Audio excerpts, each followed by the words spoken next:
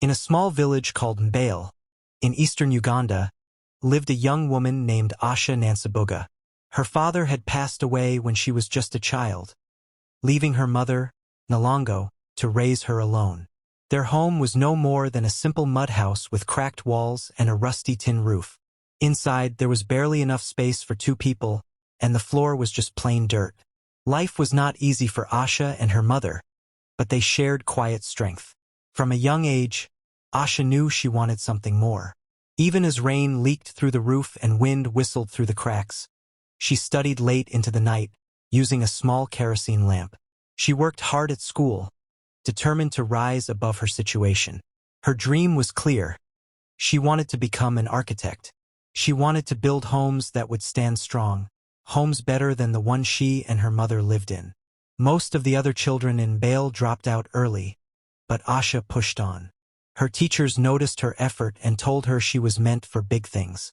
While other girls her age focused on marriage or farming, Asha kept her focus on education. She believed that no one else should have to live in a house that felt like it could fall apart with the next storm. Her mother, though she had little, always encouraged her. Nalongo would say, "Asha, my daughter, one day you will build houses that make people's hearts proud." Those words stayed with Asha, giving her fuel on the hard days. Eventually, her hard work paid off. Asha won a scholarship to study architecture in Kampala, the capital city. Leaving her mother behind in the small mud house, Asha carried her dream with her, knowing she wasn't just building a future for herself, but also for the woman who had raised her. Her journey was just beginning, but her purpose was already clear: to turn mud into marble, for herself and for her mother. While studying architecture at university in Kampala, Asha met a man named Bako Kigundu. He was different from anyone she had ever known back in Mbale. Bako came from a wealthy family, always dressed smart, driving nice cars, and speaking about big dreams. But despite their different backgrounds, Asha and Bako grew close.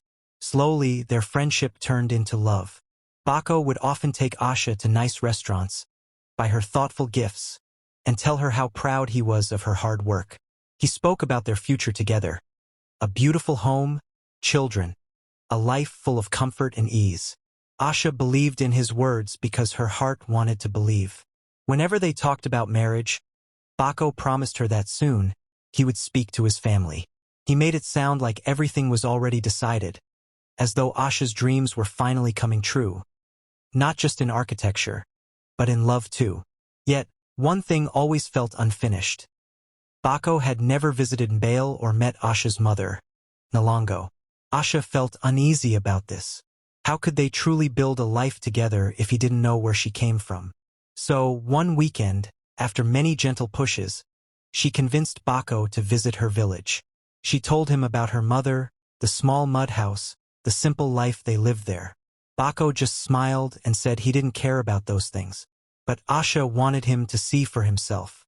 She believed love should be honest and open. That weekend, they packed a small bag and took the long road from Kampala to Mbale. As they drove, Asha's heart was full of both excitement and nervousness.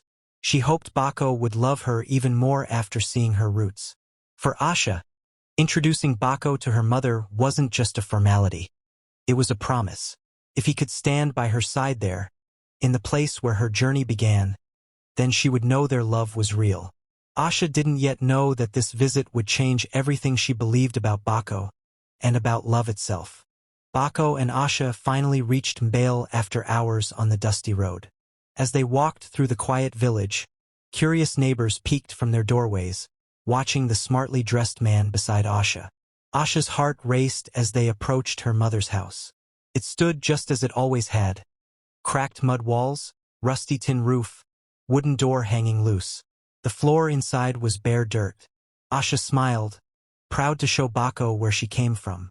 But as soon as Bako stepped closer, his expression shifted. His usual confident smile disappeared. His eyes scanned the house slowly, from the walls to the uneven floor, and his mouth tightened. Asha introduced him to her mother, Nalongo, who greeted Bako kindly, offering him a simple meal of boiled cassava. But Bako barely responded. He sat stiff, avoiding looking around too much. After a moment, he whispered to Asha, Asha, I, I didn't know you were this poor. His voice was quiet but heavy with disappointment. Asha felt a sharp pain in her chest, but she kept her face calm, pretending not to hear the judgment in his words. The rest of the evening felt heavy. Bako said little, barely eating or joining in conversation. Asha tried to make things feel normal, but the silence between them grew. When night fell, Bako said he needed to step outside for fresh air. Asha waited, thinking he'd return soon. But as time passed, she stepped outside to look for him. His car was gone. No message, no goodbye, just an empty space where he had parked. Asha stood there in the cool night air, heart sinking. Her mother quietly joined her, placing a hand on her shoulder. That moment told Asha everything she needed to know. Bako couldn't accept her life in Bale. Love had felt strong in the city, but now she saw its limits. Asha realized she wasn't ashamed of where she came from. If someone couldn't see past her mother's mud house, they didn't deserve to stand beside her when her dreams became real. A few days after Bako left without a word, Asha's phone rang. Her heart hoped he had changed his mind, but his voice came cold and final. Asha, my family won't accept this. I'm sorry. We cannot marry. That was all he said. No long explanation, no second chance. Asha sat quietly, holding the phone, her fingers trembling. Her chest felt heavy, and her eyes filled with tears she tried to hold back. The man she had dreamed of building a future with had walked away, just because of where she came from. For a long moment, Asha didn't speak. She stared at the cracked wall of her mother's house, the same wall Bako had seen with judging eyes. Her mother, Nalango, noticed the tears silently rolling down her daughter's face and sat beside her, saying nothing. Sometimes, silence speaks more than words. Asha's heart felt broken, but deep inside, something stronger began to grow. A quiet fire. Instead of letting the pain drown her, Asha stood up. She wiped her face and looked around the small mud house. It wasn't perfect, but it held her mother's love, her childhood memories, and her dreams. That night, while her mother slept, Asha sat awake under the dim light of a candle, staring at her notebook filled with building sketches. With each page she turned, her mind cleared. Asha made a silent vow to herself and her mother. One day they would live in a house no one would ever look down on. A house built not from pity or gifts, but from her own hands, her own design. A house with strong walls, shining floors, and wide windows full of light. It wouldn't just be about proving Bako or his family wrong. It would be about giving her mother the dignity she deserved, and giving herself the life she had always dreamed of. That night marked the end of one chapter and the start of another. Her engagement was shattered, but Asha's spirit was not. Her real journey had just begun. After Bako left, Asha didn't let heartbreak stop her. Instead, she focused all her energy on her studies. Every morning, she woke up early, attending all her architecture classes without missing a single one. When her classmates rested, Asha stayed behind, asking professors extra questions. She enrolled in additional courses, learning everything from building design to the strength of different construction materials. At night, when the city was quiet, Asha would sit in her small room under a single bulb, drawing house plans and studying books until her eyes felt heavy. She also looked for real experience outside school. Asha found internships at construction firms, even though most of them didn't pay. She carried bricks, mixed cement, and watched how buildings came to life from the ground up. Other students chose easy office internships, but Asha wanted to learn the real work. Her hands became rough, but her skills grew sharper. She didn't mind the hard days. She only cared about building her future. When graduation came, Asha stood proudly as the top student in her class. Her name was called first, and she received her certificate with a bright smile. Yet, even with all her hard work, the world wasn't ready to make things easy for her. Asha walked from firm to firm with her papers and portfolio, showing her designs. But many times, she heard the same words, "We only hire men for the field." Some firms said a woman couldn't handle construction sites. Others simply refused to give her a chance. Still, Asha didn't give up. Each rejection only pushed her harder. If no one would hire her, she would find another way. She kept sketching, learning, and planning. Her dream wasn't just to work under someone else. It was to build homes with her own name on them. No matter how many doors closed, Asha believed one day she would open her own. And when she did, it wouldn't just be for herself. It would be for every girl who had ever been told she wasn't enough. Asha packed her few belongings and moved to Kampala for good. She rented a small, plain room with just enough space for a bed and a desk. The walls were bare, and there was no luxury, but it didn't bother her. Her mind was focused on one thing: building her future. Instead of waiting for someone to give her a job, Asha made a bold choice. She started her own small architecture firm and named it Nansabuga Designs, after her family name. First, no one knew her. She had no big office or famous clients, just her notebook full of ideas and her quiet determination. Her first contracts were simple things. She designed garden sheds, roadside kiosks, small shops that most big firms wouldn't bother with. But Asha treated every project with full effort. She paid attention to the smallest details, making sure each building looked neat, strong, and better than what people expected. Slowly, word spread.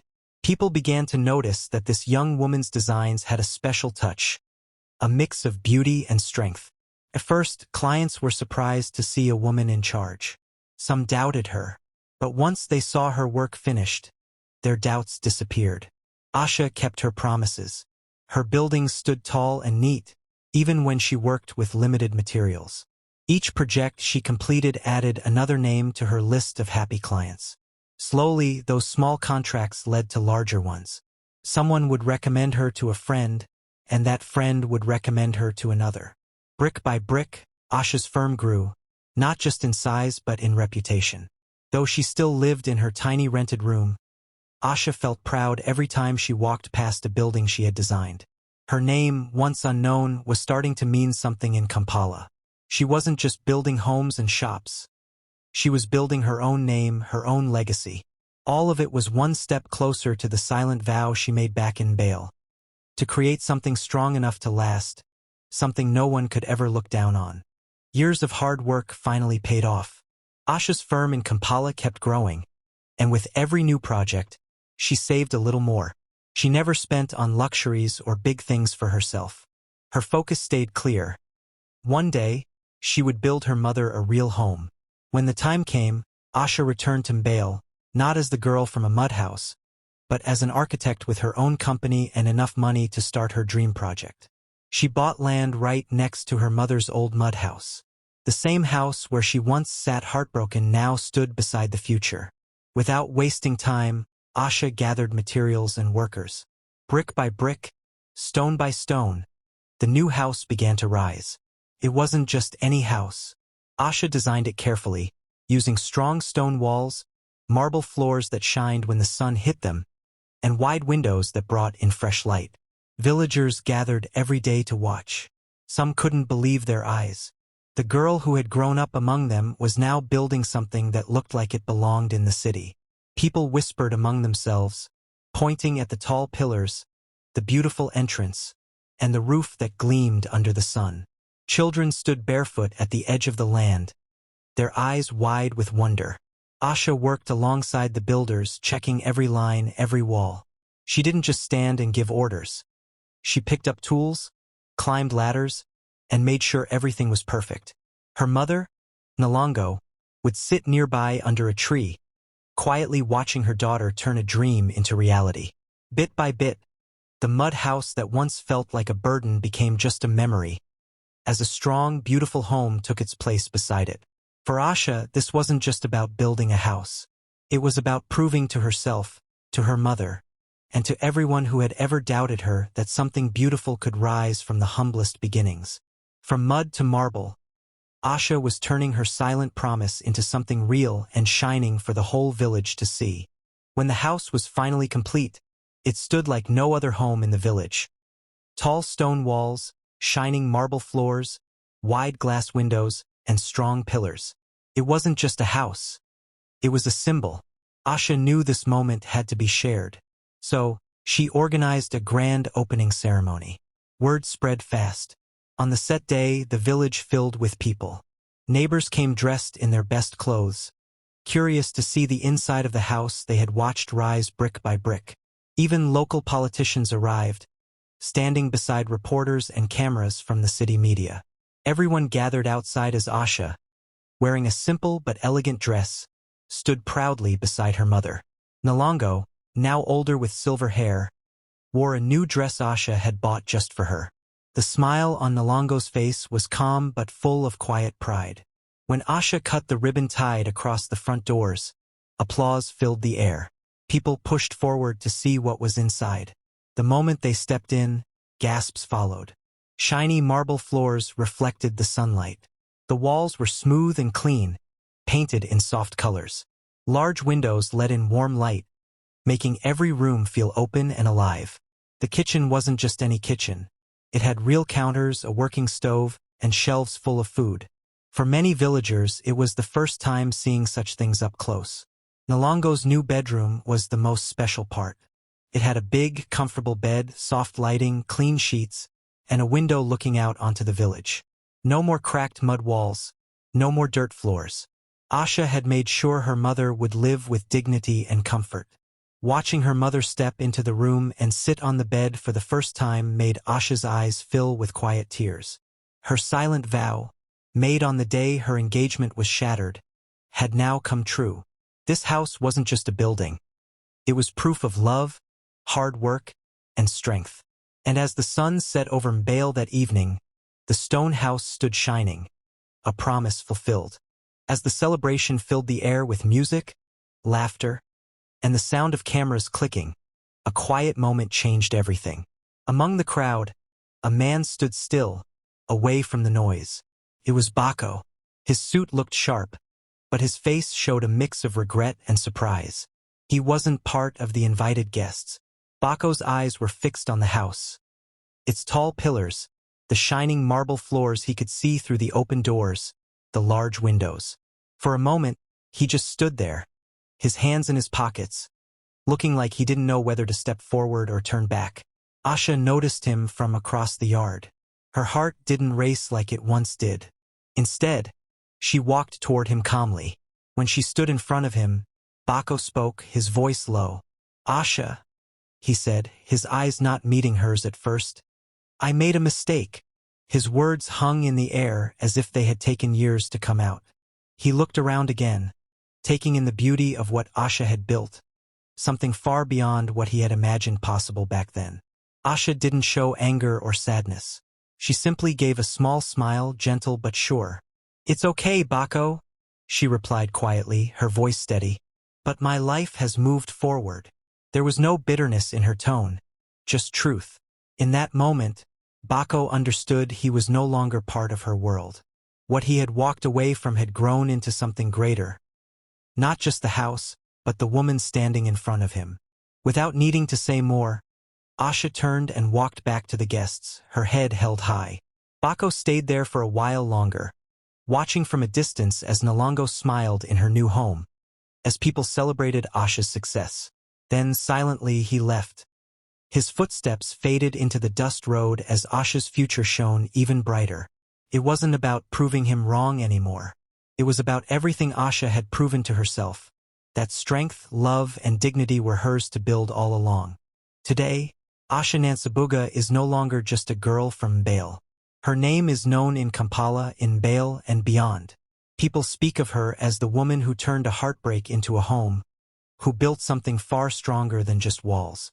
The house she built for her mother now stands as a landmark in the village.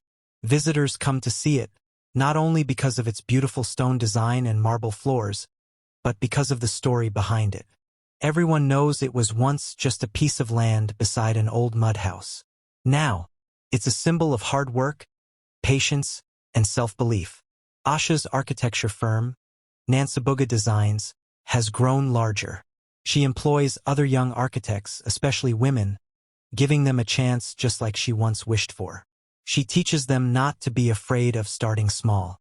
She tells them, even a mud house can lead to marble if you don't give up. Her story is shared in newspapers, on radio, and even on TV shows. Schools invite her to speak to students about chasing their dreams no matter where they come from. But for Asha, the biggest success isn't fame or money. It's the quiet afternoons when she sits with Nalongo on the front porch of their stone house, drinking tea and watching the sun set over Mbale. Her mother's smile is peaceful, knowing her daughter fulfilled the promise made long ago. That house, built with her own hands and vision, is Asha's legacy in stone. A lasting reminder that nothing is impossible. Even now, when she visits other villages or cities, people approach her. They don't just call her an architect. They call her a builder of hope. And wherever she goes, Asha keeps building, not just with bricks and marble, but with stories and inspiration for others to follow. Her journey from a simple mud house to creating grand structures proves that no beginning is too small and no dream too big. That is the true legacy Asha leaves behind. Something strong, beautiful, and built to last, both in stone and in people's hearts.